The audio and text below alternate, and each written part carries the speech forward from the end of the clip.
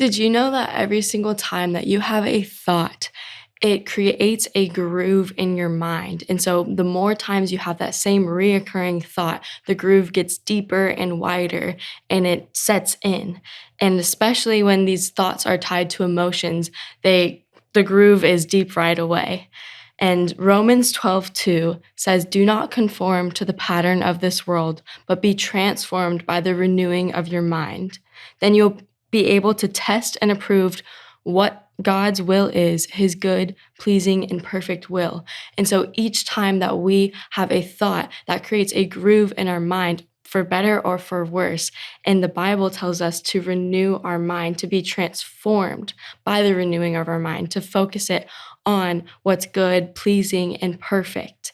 And in 2 Corinthians 10:5, it says, "And we take captive every thought to make it obedient to Christ." For every single thought that we have, for better or for worse, we should take captive and test it and know and ask, is this from the Lord or is this from the enemy? And if it is a negative thought, we do not want those negative grooves in our mind.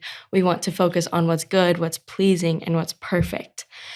And we can't control the things that happen, but we can control our reactions and the thoughts that we allow ourselves to have and what we dwell on. That is a choice. It is a choice to renew your mind and to take your thoughts captive. So ask God to renew your thoughts and your mind, to remind you of your truth, of the truth, to discern good thoughts versus bad thoughts, thoughts that produce good fruit versus bad fruit, thoughts from the enemy versus thoughts from God.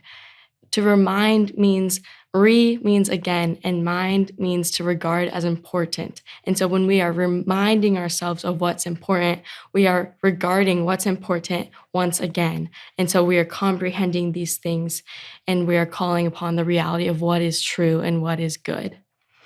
So we can't always fix our circumstances, but we can fix our minds on God.